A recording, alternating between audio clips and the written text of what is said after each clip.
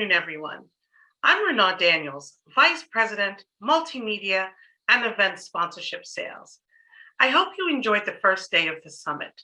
I can assure you, you will find day 2 to be equally as enlightening. Our Women of Power Tech Virtual Summit is such an important conference to Black enterprise and our team who have worked tirelessly to make it happen, and you, our audience of over 1,400 attendees. But I must say that this achievement is not done in a vacuum or without partners. Our sponsors are equally responsible for the success of this event and the Women of Power franchise. With that, I'd like to take a few moments to thank our sponsors that truly made this summit come together in the way it has. Beginning with our platinum sponsors, Fidelity Investments. Fidelity Investments will host this afternoon's session, Web 3.0, Don't Get Left Behind, JP Morgan Chase, and United Health Group. To our corporate partner sponsors, American Airlines. Merck hosted yesterday's session, Pivoting to Tech, Time to Take the Leap, and Walmart. Please join me in thanking the 2022 Black Enterprise Women of Power Tech Summit sponsors. Again, it was truly a pleasure working with you all, and I look forward to planning the 2023 Women of Power and Women of Power Tech Summits. And now, I would like to welcome Alisa Gumbs, our Vice President and Deputy Chief Content Officer, for our opening conversation that counts. The future is female.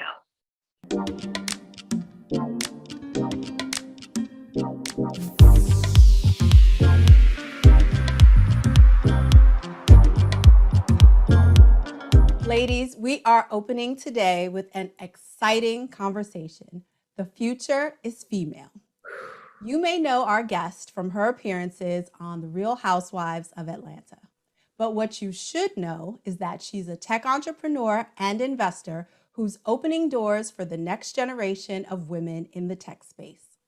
She co-founded a business accelerator for female entrepreneurs. She founded an investment company that funds businesses started by women and minority entrepreneurs. And as the director of partnerships at TechSquare Labs, she has mentored over 60 companies with women and minority founders. So we have a lot to talk about today. Please welcome Tanya Sam. Hi, Tanya, thank you so much for joining us. I'm so excited to be here. What an incredible day. Just cyber surrounded by all this energy and love. So I'm really excited to be here today. I feel the excitement and the love. I'm so happy about that. Yeah. Tanya, this year, we're really trying to drive home the message that tech is for everyone. You don't have to be a hardcore techie. You don't have to know how to code in order to take advantages of the opportunities in tech. Absolutely. Tell us about your own pivot to tech, because you had a whole other professional life before this. Why did you choose to change paths, and how did you make the transition? All right. Well, so let's start at the beginning. And I just want to, strengthen the statement that you make, that there is something really exciting that's happening in technology right now, entrepreneurships and startups. And it's not just hype. It is not just buzzwords. And for me, I've been working really passionately to really make, people of color, women in particular, underrepresented founders understand that there is a space for them at the table. There are seats, there are chairs, there are sofas. If not, I've got a hammer and nail, and we can all sort of create it together. And I think, in the past, when people thought about tech, it was very much, as I like to say, the pale male world, right? A bunch of broskies that went to Stanford, they taught themselves to code, and they were able to create these incredible companies, which is sort of like this Web 2 world, Web 1 and Web 2 world, and they dominated it, and that went on to create worlds where they were then able to invest venture capital into their own buddies, and so on and so forth. But what's happening right now with the advent of Web 3, and we're seeing so many people of color wanting to get into technology, wanting to be able to create businesses and generational wealth for their families, but wondering, how we did it. So I love conversations like this. And I'll say one thing as well. When you talk about, how do I get into tech? One of the things I say all the time, there is a place for everyone in the tech world. Technology is slowly, and this is a very venture capital or Silicon Valley word, technology and software are eating the world. If you are at home, if you are a mom, if you are a female, you will see people who have made businesses that are technology enabled, selling cupcakes, breast milk, Spanx, all sorts of things. And so I say that because it sort of introduces this idea where there's a piece of technology enabled business for all of us. But those roles are very diverse right now. You couldn't have Facebook without marketing, without HR, without people officers. Those might not be technical, but it means that it gives us, and so many of us who have built our careers in other areas, sort of secret power and superpower capes on how to get into technology. So I'll pause there, Alisa, and answer your question about how I really did the pivot to getting into technology. So my background is in healthcare. I, grew up in a very medical oriented family. My dad, sisters, everyone was a gynecologist and obstetrician, and I decided to go into nursing. I studied genetics before that, and then did a secondary degree, doing another Bachelor of Science in Nursing, and specialized in oncology. So very heads down in that space. And I never guessed that I would sort of make the foray into entrepreneurship, but I sort of fell into the technology world when I started dating my partner. And it was really interesting to me because I use that as a great example because the mindset was so different. I was exposed to this sort of, very masculine male world of thinking, and it was night and day from my nurse girlfriends that, were on the floor in the trenches. But I tell that story as well because I think it was pivotal for me because oftentimes people are looking for a mentor that looks like them so that at the end of the day, they understand and they think this language. But because I ended up being pushed into this arena that was very different for me, I learned and grew so much. So I then sort of started building out TechSquare Labs, which was sort of the beginning of it. I had launched my own company called Limitless Smart Shot. It was a beverage company, but it was technology enabled. It was really about how, as doctors and nurses and these busy medical people, we went to work drinking coffee every day, and how I could create and formulate a beverage to actually help us be smarter, how to increase your focus, attention, and memory. It was the hardest, worst thing I was doing at the time. It was nuts, but it was sort of my first jump into entrepreneurship.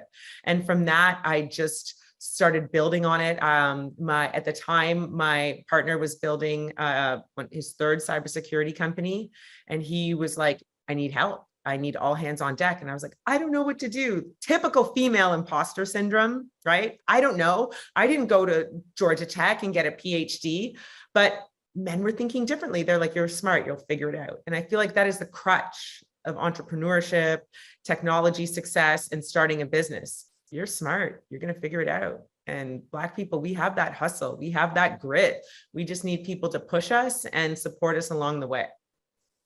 Yeah, I always say Black women are built for entrepreneurship because we are the most resourceful people that I know. So you're absolutely right on that.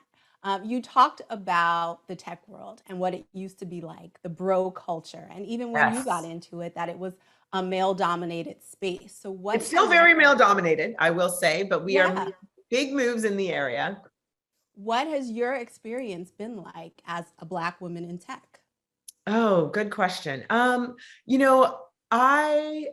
have found I have kind of embraced and loved being a Black woman in tech.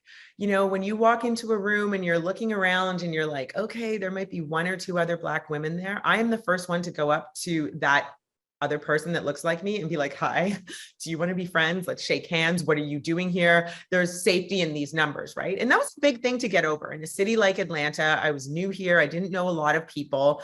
So I really had to, check my imposter syndrome, my timid, you might not believe that, I'm actually a little bit of an extrovert introvert. So I had to check that. I really had to sort of put on my Sasha Fierce alter ego to go up to people and understand the power of networking and meeting friends. And I think that was my biggest tip. there might not be people that look like you in that room, but if you go in and you make a presence, people will remember that. And that is what I really had to do when we were building out TechSquare.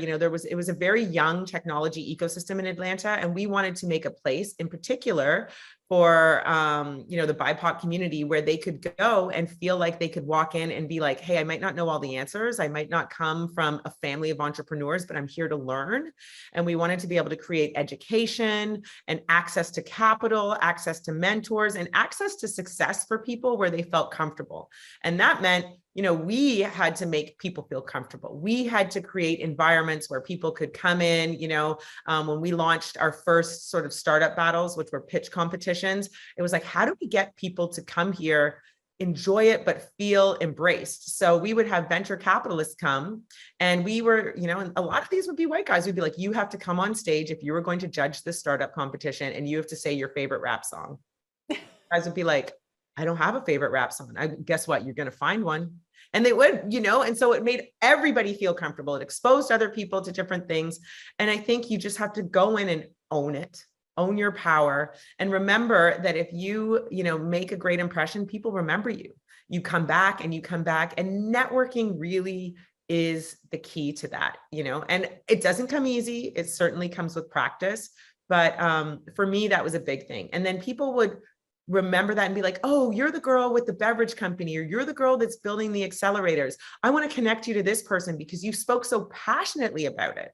Or, there's someone who might be able to help you do this. And so you've got to go into those rooms and just, even if it's one person that you can touch, know that you've made an impression, and that goes a long way.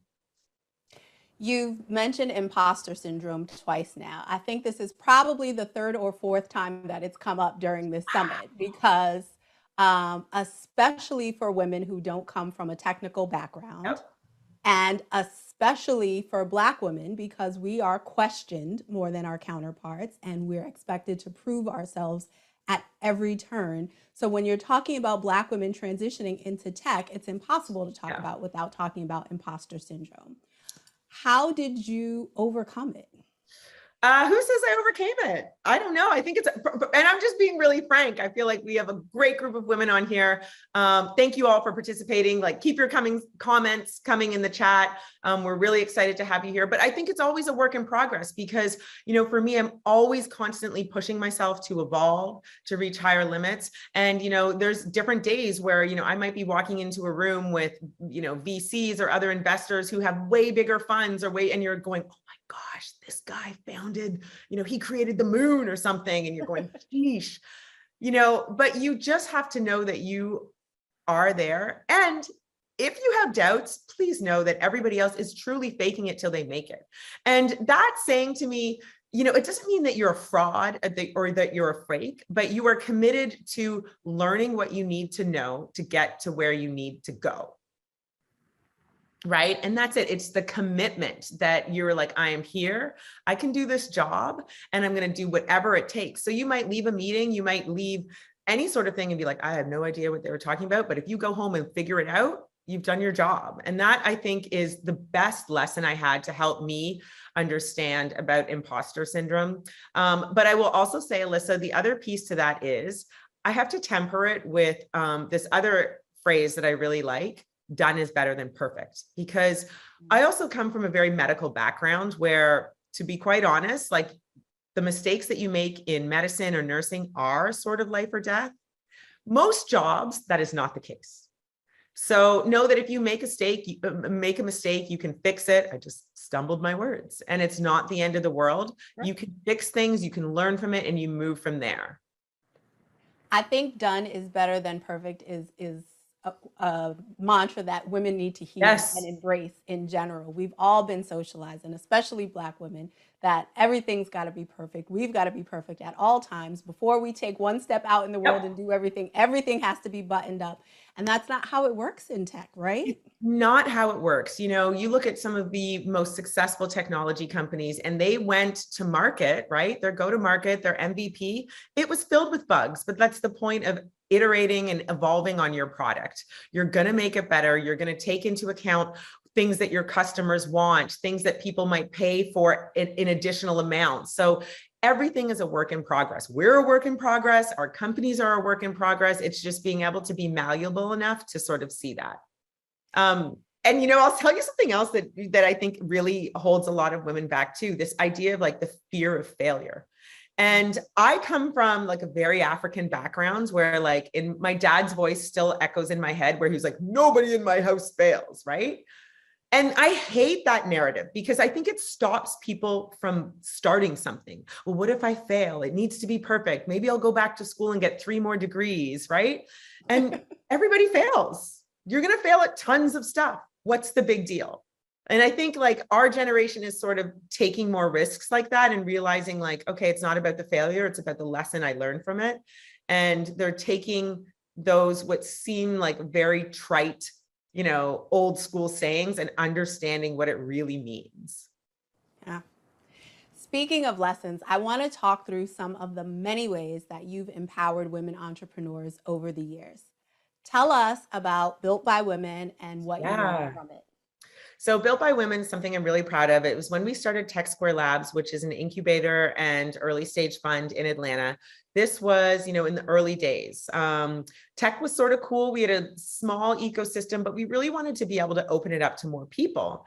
And, as we were sort of starting to write checks and make more investments, you can see very clearly why some people close on an investment and others don't.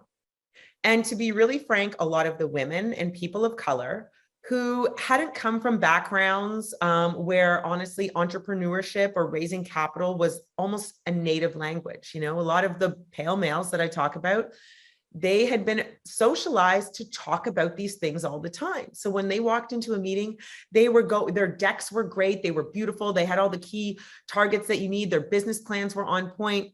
And, a lot of my contemporaries, they weren't making the grade. And it was because we didn't have the education and access platforms, right?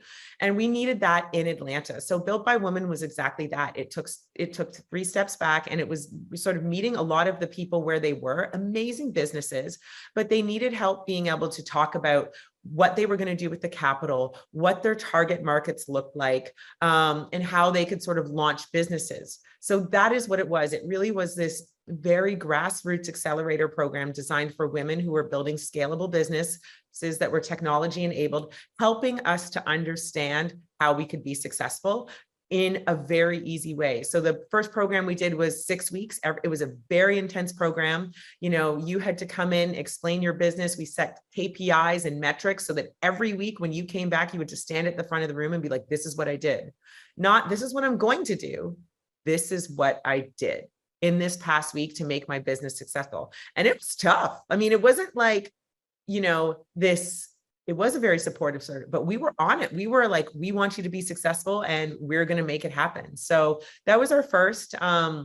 Another really incredible entrepreneur, Diamond Williamson, was pivotal in that. And then we just started growing and growing. And then we moved on to create Ascend, which was a partnership also with Morehouse and Chase Bank, which was, again, a deeper dive. That was a 6-month program where the goal was, most of those companies raised money or found pilots and activations with some of our Fortune 1000 companies in Atlanta.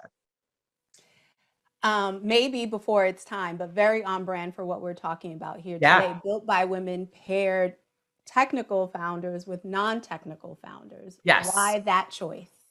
This was a huge thing, I think, and again, this speaks to what, as we started this conversation, how do I get into tech? So many people, and in particular, Black people, women, we have phenomenal ideas.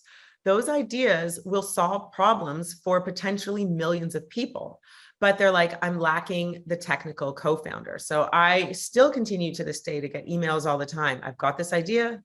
I think it's going to be big. I've built out the business plan. I might have tested it, but I don't know how to build the front end, the back end. What is UI, UX?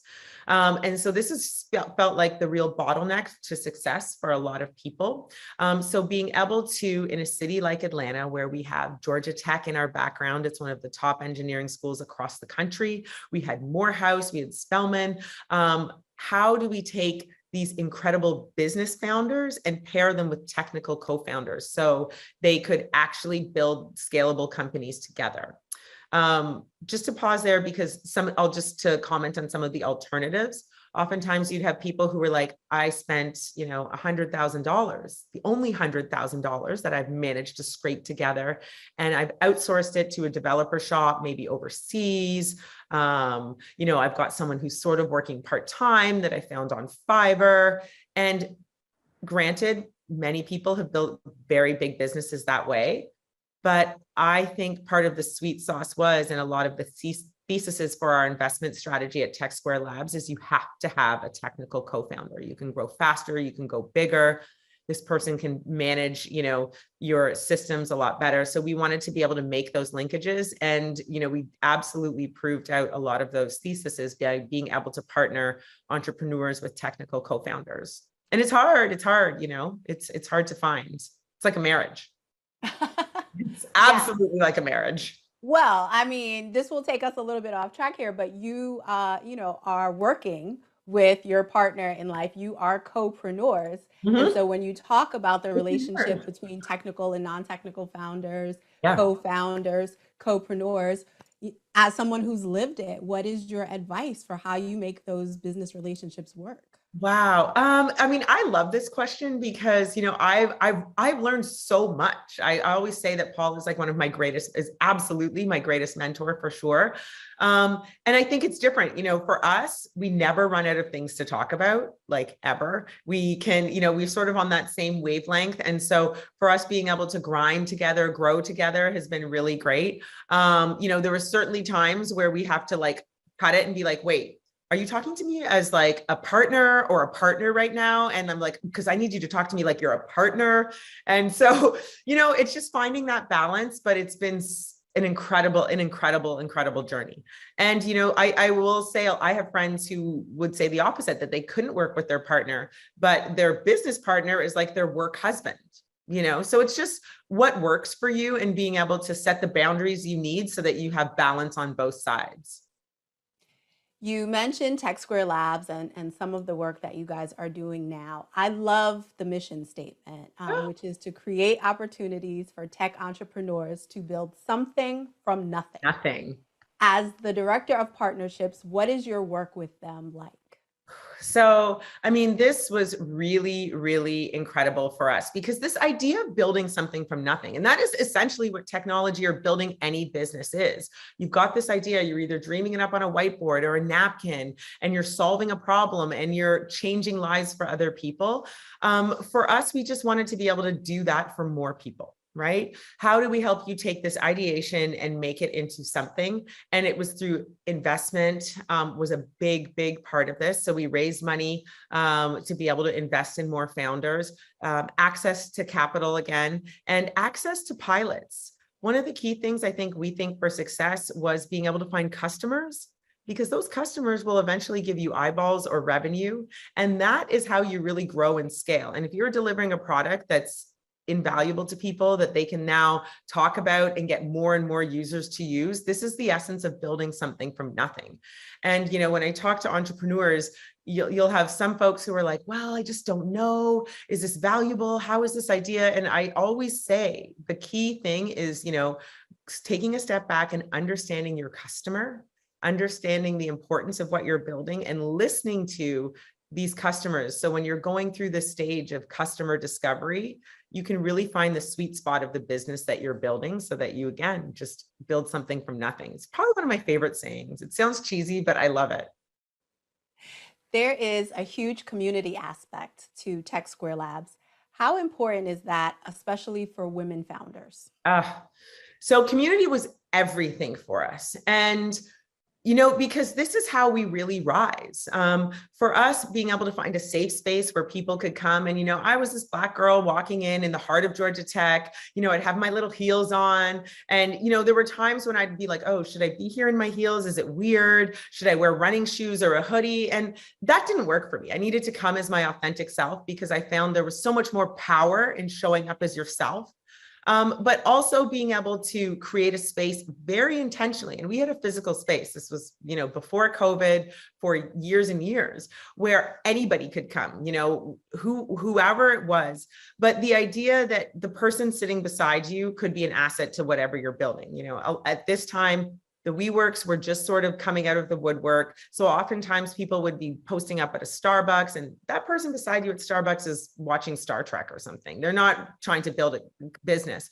But community for us, and it's been a theme in most of the businesses we start, whether it's Greenwood or Gathering Spot, et cetera, is essential, because this is where you're going to find your tribe. This is where success lies. This is where, when I think back to even my nursing days, when you'd have a bad day and you'd be in the med room and having a cry, I wanted to be able to make a space where people could do both. They could rise up like a phoenix, and on bad days, they could be around people to support them, to help them pull up their socks and be like, you got this, keep going. And that was really, really important for us.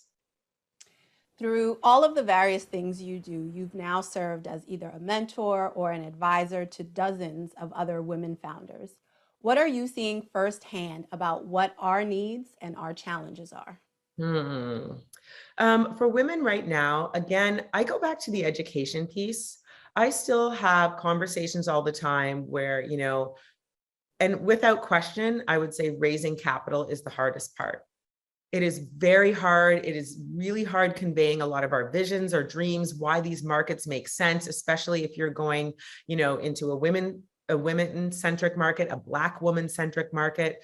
But I do feel like there is power in being prepared and ready.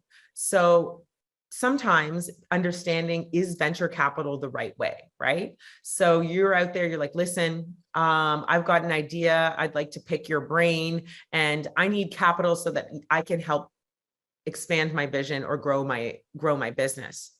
Most venture capitals want you to have some revenue now. The markets are changing dramatically. And so I think being in touch with that and understanding not just your business, but the greater landscape of what venture capital looks like, what the markets look like, so that you can now sort of tailor your pitch to this, so that it's undeniable that you've got a strong business that can give a return of 10x, maybe more, in every investor's dreams. And there's no question about success. And that has to be delivered in your short pitch, in that short time that you get access to even getting into a meeting, or even sending out emails to people. So I think this is the key. This is really the key. It's education. It's understanding that native language. And there's a lot of conversations on this. Oftentimes when people are like, I want to be myself, I want to win, I want all those things, but I need you to know the lingo as well so that we can win. And the flip side to the question about what you're hearing from women founders is what you're telling them. So what is some of the best advice you've shared? Some of the best advice I've shared is, again, I go back to the piece on customer discovery. I think the best time to start raising money is when you have some revenue. People pay attention to that. And oftentimes I think it's the opposite, where people are like, I'm looking to raise money, but I don't have any customers or any revenue. I just want you to sort of invest in my dream. I totally love to invest in dreams, but that's sort of what I do in philanthropy work. This is a grinding, grueling, heart-wrenching business, right? So I tell people, like, go after customers and revenue for sure. That green, that guac, people cannot resist that. I think a lot of female founders are just finding it hard to get their foot in the door.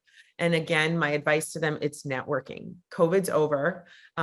In-life events are coming back. It's, again, you have to be out there pounding the streets, letting people know who you are. So the easiest advice I could give is, oftentimes people are like, and people meet me in the airport, different places all the time. They'll be like, well, I want to tell you about my business, but I'd like you to sign an NDA. You might steal it. I tell people all the time, you need to be out there talking about your business like it's your literal baby. When you meet those moms and they're like, oh, I just had a baby, can I show you a picture? That's how you have to be about your baby, which is your business, because those convert into people going, oh, do you remember that fabulous Black woman that couldn't stop talking about her business? I should introduce her to this person because that's the wheelhouse where he invests. And those little natural, organic, serendipitous meetings pay off. And that is the essence of networking. We can't talk about the future being female without talking about the future. I know you are super passionate about Web 3.0. And for anyone else who's interested in it, the session right after this is all about Web 3. What do you see as the future of tech, Tanya? Oh my gosh. Web3 is like one of my passions that has just sort of risen up in the past, let's say 10 years, if you go back and you're really into crypto. So I probably got into some minor crypto investments in about 2014. And then this whole rise of like NFTs happened. So, I would say that get involved. And Web3 is a big deal. I mentioned a couple things before because, the internet really started with Web 1, then it had this evolution to Web 2, and I'm sure the next session we'll talk about it. Web 3 has sort of taken the best of all of that and allowed us autonomy. Every Black creator, TikToker has heard about how we feel like our cultural appropriation has been monetized by so many other people, and we have not had the means to really make money from it. So this is sort of a bit of what Web3 is doing. It's giving ownership back to the people, whether that's content, whether it's art, music, et cetera. I think it is really going to eat into how our whole entire world exists. And that is through the blockchain technology. So whether or not you're really excited or super confused about what's happening in Web3 and NFTs and why are people either spending all this money on what looks like a JPEG on their phone, what's happening there is there's a new technological revolution, which is what blockchain is sort of ushering into our world. It's allowing this irrefutable ledger of information and data sharing that can tie back to the owner in an unbreakable way. And I think this is really the essence that I want Black people and women in particular to understand. Understand that there's a lot of jazz, there's a lot of fear and uncertainty with NFTs, but when you are building a business today, and when I talk about building businesses that are technology enabled, you have to look at how blockchain will factor into that. And that's my high level message right now. You heard it here. And so I implore you to sort of put your mind to that. I became obsessed with blockchain and cryptocurrencies and NFT. I love to collect. I've worked on several projects, in particular, working on one right now with Ja Rule and a couple incredible Black artists. And our goal there is to really showcase their art, but have them have ownership. When you look at how art has worked in the past, Basquiat, Damien Hirst, once your art is sold, that's it. It goes off to someone, you never get royalties on it, and the same works in music. And blockchain is really changing that. And we're really trying to sort of help put artists on the map, have them understand how they can create and own their own art in perpetuity for their families. And this is important to me because I play in the wheelhouse of how we can help create more women, millionaires, billionaires, generational wealth. So whether or not you're tuning into the Greenwood Money Moves podcast, this is what I live, eat, sleep, and breathe all day. So it's not just Web3. It's just, ladies, I want us to be wealthy. I want us to have autonomy. I want us to be in control of our family's finances. And just imagine a life with wealth, abundance, and ease.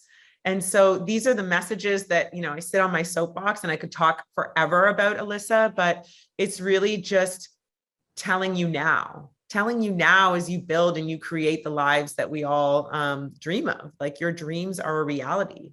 And then add blockchain. Thank you so much, Tanya, for joining us today. I have loved this conversation. I love your energy, and I love the message that we are sending to the women out there about ownership and finding it through technology. Yes. And thank you for the work you're doing every day to make sure we're not left out of the opportunities in tech. No, absolutely. And, friends in the audience, thank you so much. I hope that you are just motivated to just go out there and get it, and when I say your dreams are your reality, it sounds very woo-woo and high level, but it is so true. And it just takes, doing little action steps every day to get through to your final goals. And, that's sort of one of the tenets that we used at Built by Women for Ascend. It was give yourself actionable KPIs every week. What do I need to complete this week for success? What do I need to complete next week for success? Not what you're going to do. And, I never want you to, beat yourself up. You always treat yourself with grace and care, but that is really, I think, the simple steps to success. And I know you guys can all do it. And I wish you the best of luck. And thank you so much for having me. Ladies, you just got your homework assignment straight from Tanya. We're off to an amazing start, and we have much more to come. Thank you for watching, and enjoy the rest of the summit.